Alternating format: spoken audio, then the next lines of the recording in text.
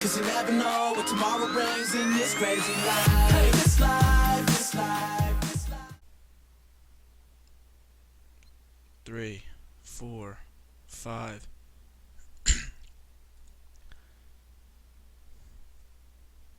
Yo, what is going on, guys?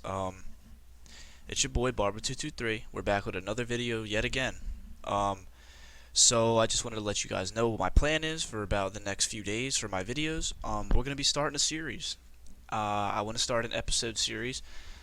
The series is going to be called ESO PvP 101, and it's basically going to be me giving my tips on each class, because I do have experience with all of them. I don't have gameplay for all of them, but I will provide you guys some gameplay in the background of me just playing BGs while I talk, so you have something to look at if you can't stand my annoying voice, because I know I'm annoying. This is going to be episode 1. So we're going to divide it into 3 episodes. We're going to do 2 classes per episode. That way we can cover them all in pretty decent detail. We'll do magic and stamina, so don't you worry if you play one of them. I'm going to cover both. So yeah, I'm just giving my personal opinion on things that have helped me play better. So this is going to be episode 1. And before we get started, I just want to emphasize how important it is that you like, comment, and subscribe if you enjoy the content. I really am thankful for you guys giving me love and showing support to the channel these past weeks. It's been growing, and I want it to keep growing, so I really thank you for that. But let's not delay anymore. Let's just get into it. So we're going to start today with episode 1. Is going to be Wardens and Necros, Necromancer. So what we'll start with is Magic Warden. So this is a class that is, let's be honest, it's pretty freaking good. On my tier list, I ranked it in the A tier, and I think it's A tier for sure. There's no doubt in my mind. So this is a couple things that I want to just say that I think that makes me play better on Magic Warden. So I have 4 tips, and I'll give you the tips, and I'll tell you why I think that they're important, right? So tip number 1 for Magic Warden would have to be utilizing your speed. So I think this is really, really important for Magic Warden, because when we talk about magic classes, we think about things that don't have that much movement, right? So infamously, magic classes are slower than stamina classes. And when we say movement, we say I'm thinking about a skill that doesn't give us major expedition. And although you can access Rage Against Time and Elusive Mist on other classes, Warden gets the juicy buff of Minor Berserk for their movement speed buff, and I think that is what puts them way above the rest in terms of movement. So you can use Bird of Prey to your advantage. As a magic class, as a tanky class, Warden can use this to kite, to use your burst and get behind people, and they have to turn and react and turn and turn, and you just kill them by the time they can even react. So that's what's nice. So yeah, that's tip number 1 for me. Speed is key, and Warden excels in this category, along with their tankiness, right? So tip number 2 for me would probably be keeping up Shimmering Shield. Now, if you don't use those on your bar, I would suggest that you change what skills you're using. I think Shimmering Shield, specifically the morph that provides major heroism, I think this might be one of the best skills in the entire game. Now, when you think about it, not only does it provide you with immunity to projectiles for the duration, it's a cheap skill, and on top of it, you restore magic for getting hit with each projectile, and on top of that, you get major heroism, which is 3 ultimate every 1.5 seconds, which is going to inevitably make you kill people faster with Northern Storm, or make you get Enchanted Forest almost instantly. So this skill alone is incredible. You have to use it. It's so good. Make sure you have it on your bar. Tip number 3 would be using your Netch to your advantage, which is your spell damage buff. The reason I say use this to your advantage is because not only does it provide your major sorcery, but it also provides a cleanse and a spammable heal because of your 1 passive. Every time a pet of yours goes away, you get healed for about 650, 700. You can spam this if you're out of magic. You can get a decent heal out of it, and you can spam it to cleanse. The best major sorcery buff in the game, in my opinion, behind Crit Surge. And fourth is using your Northern Storm as offense and defense. On offense, you get max magic, you can destroy people. On defense, you get major protection, and people run away from you. So if you think about Northern Storm, if you're in trouble, you can use it. If you want to kill someone, you can also use it. Incredible that way, right? That's so nice. Being able to do that with an ultimate. I mentioned this with Magic DK. I'll get into that in a different episode, but Magic DK has the same opportunity with their Dragon Leap, is be able to use something for offense and defense. That's what I really like. So yeah, using speed, using your Shimmering Shield, using your Netch, and using your Northern Storm. That's my Magic Warden tips. Now we're on to Stand Warden. Number 1, I would say lining up your Dawnbreaker with Subterranean Assault is going to be number 1 for me. Although you can use Northern Storm, so Dawnbreaker is king for Stam classes. If you line up Subterranean into a Dawnbreaker, people are dead. It's that simple. You're going to kill people. If it's just the craziest burst combo, one of them in the game. Same thing with Sork. It's similar. They can just destroy people in a second. Number 2, I would say, is using Arctic Blast to your advantage. Arctic Blast can be a heal, something that other Stam classes don't get. Is a magic health base heal. So you don't have to have high max magic to get a crazy heal out of it, which is something that no other Stam class even has access to, really, right? I mean, Stam Sork kind of has it a little bit with their Dark Deal, right? But other than that, no one has a health base heal that's going to be really that good. And Arctic Blast can also stun people, so if you use a heal just for healing, you're inevitably going to stun someone. So using that to your advantage is going to be key. So make sure you utilize that as much as you can. Number 3, using Enchanted Forest to go offensive, just like you can Northern Storm. The reason I say go offensive is because when you use Enchanted Forest into a Vigor, into a Momentum heal, you're pretty much at full health, and you're going to be pretty much invincible for the duration. So basically what I'm saying with this is, if you are in trouble, you run around a corner, you use Enchanted Forest, you not only do you heal yourself back to full, you will restore ultimate if you're lower health. You will get back up to full, and the thing keeps ticking, right? So you're going to be able to turn around, hit someone with a Subterranean Assault into a Wrecking Blow or whatever spammable you use, and finish them off, right? So being able to have an ultimate that essentially makes you unkillable during the duration, like the One-Handed Shield ult, Enchanted Forest, the Resto ult, DK's Magma Armor, Violet, whatever that skill is, you're pretty much invincible. You can go crazy on offense and kill people. Enchanted Forest provides that for only 70 ultimate. So you want to use that as much as you can if you don't have time to get your Northern Storm or your Dawnbreaker. So I like that a lot. And I would say my 4th tip for Stam Warden would be LOS is king. Now the reason I say that is because when you hide on a Stam Warden, you can use Subterranean Assault before even going around a corner.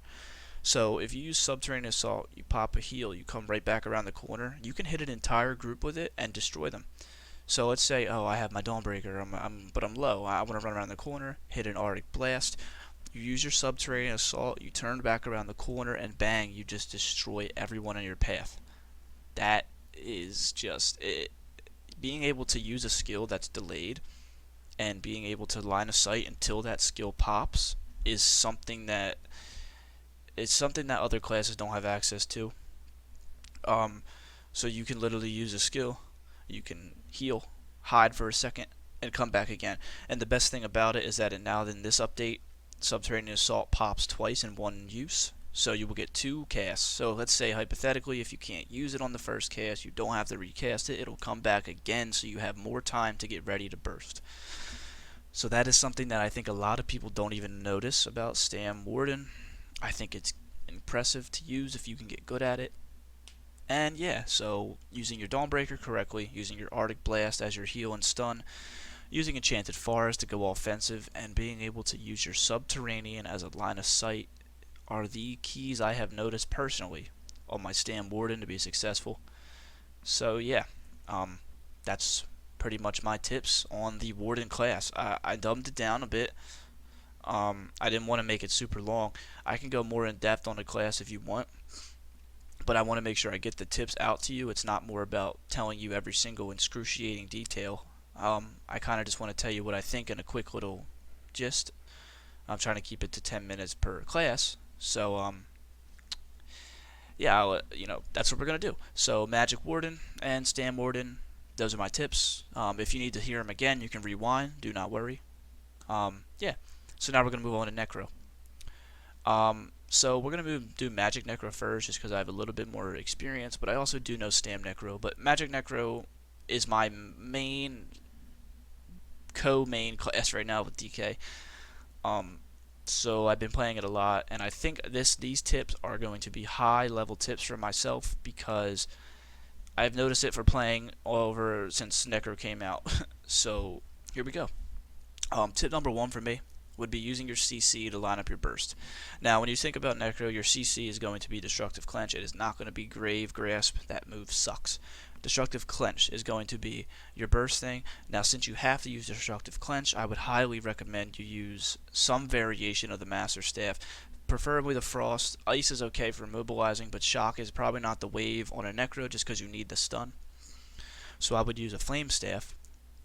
So what you can do, pretty much what I'm saying is, you see a guy, use a Blast Bones. As soon as the Blast Bones is up and ready to go, you hit him with a CC. The Blast Bones will hit him. While he's stunned, you get the Master Staff bonus on the Blast Bones, and you will hit like a truck. Now this is hard as hell to line up. Magic Necro is tough to get your burst down, but if you can do this, you will kill people. I have clips of me on my YouTube just melting people with this exact combination. You just Blast Bones, spammable, clench, destroyed. I've hit 10k Blast Bones with this. Its Master Staff is utilized best, I think, on a Necro. So yeah, that's my tip for my first tip.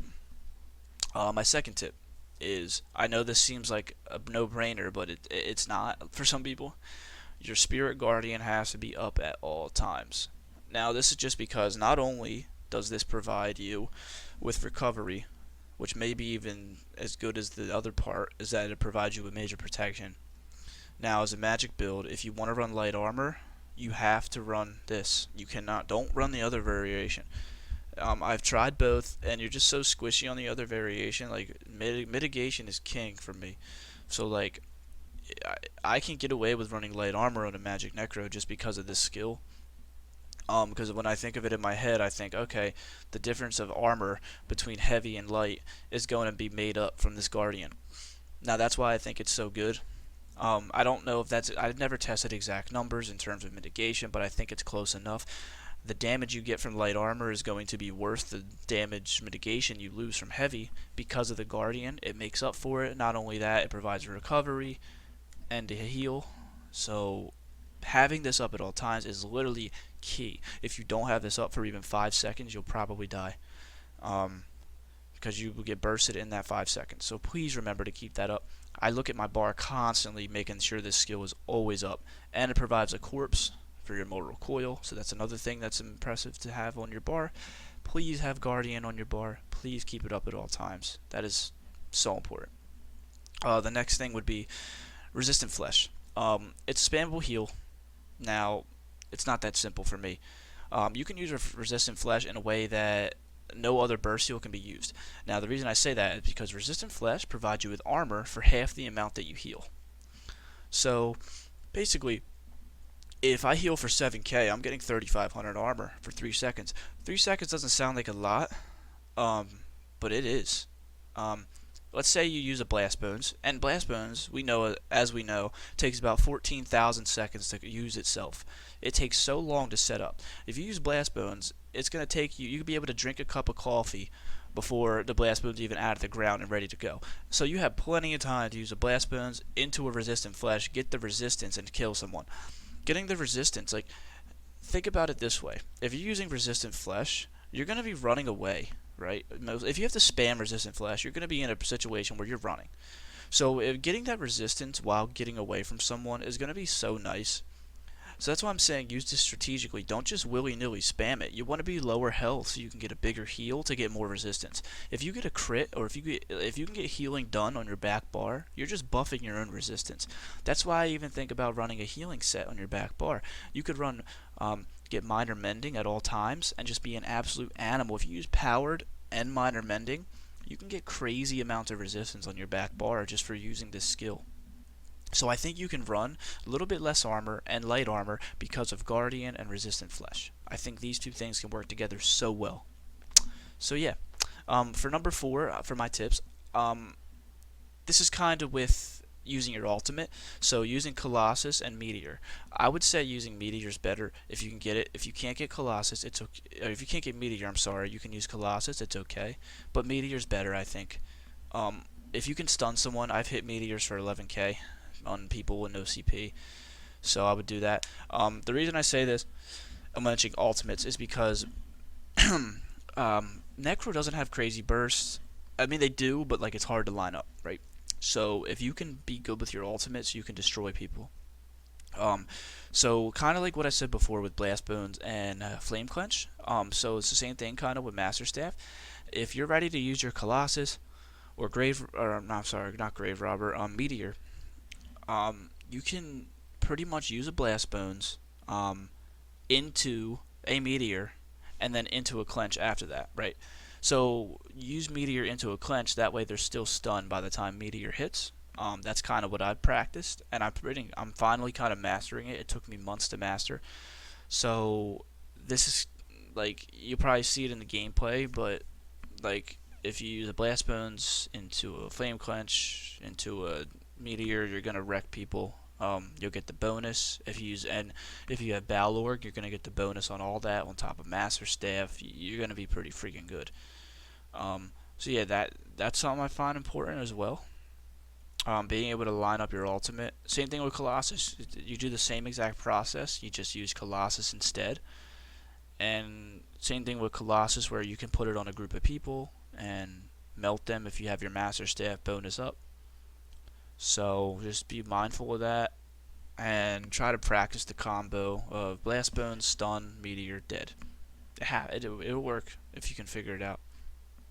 So now we'll move on to Stam Necro, and this is probably the most important tip for me I think I can give you, is keeping up your Major Defile at all times, right? So when you hit someone with Blast Bones, you're going to apply Major Defile, which used to be 30% healing reduction, now it's 10, which is fine. 10 is still great because it's still technically a major buff in the scale of things. So there's a timer on it. So what you want to do is try to keep that up literally as much as you can. You are going to destroy people if you keep it up, because healing is needed, especially magic builds. You're going to wreck them. If they don't have a cleanse, they are going to be dead. You're tanky as hell yourself, so keeping up Blast Bones is going to be key. Having Major Defile on them is probably one of the best debuffs in the game, so make sure you have that up. Yeah, so number 2 I would say would be Mortal Coil. Most builds run a Burst Heal and Vigor. Necro has the luxury of running a Burst Heal, Vigor, and Mortal Coil. So having Mortal Coil on your bar just tops your healing off to another level that no one else can, and that's why I think it's so good. It's kind of similar to Warden in the way that they have a heal that no one else can. Warden has a burst heal that max health scales off of max health. Stam Necro has a dot heal that is strong as heck and is free. And also essentially gives you 100 and something recovery, Stam recovery. So make sure you have that up literally at all times. It's going to help you roll more, it's going to help you sustain, it's going to help you be never killed. It makes you so tanky. The value of this cannot be understated. It's so good. Make sure you have that up. Number 3 would be saving your Blast Bones for your Dawnbreaker. Now, if you have Major Defile up, and let's say you almost have your Dawnbreaker, what you can do is use a Blast Bones, get close to them, get ready for your Blast Bones to hit, and boom, stun them with a Dawnbreaker at the same time. You're going to kill people. You could use that right into a finisher, and you're going to just... people are going to melt. And that's kind of what I'm like... In terms of Necro, like, they don't have to line of sight as much to other builds, I think, because they have so much sustain. Like, they can sit there and eat damage for freaking days, and the other classes can't as much because they get major protection. If you run heavy, you have max out resistance. If you run Mortal Coil, you have over top of the healing. You're so good. And on top of that, I'm going to get to my next tip in a second. You can utilize a cleanse as a stamina class. expunge and modify, or expunge, whatever that skill is called. If you use this and you're a stamina build, no other stamina class besides Warden. Actually, I think Warden, right? Warden has a head cleanse with their Netch. No other class has that.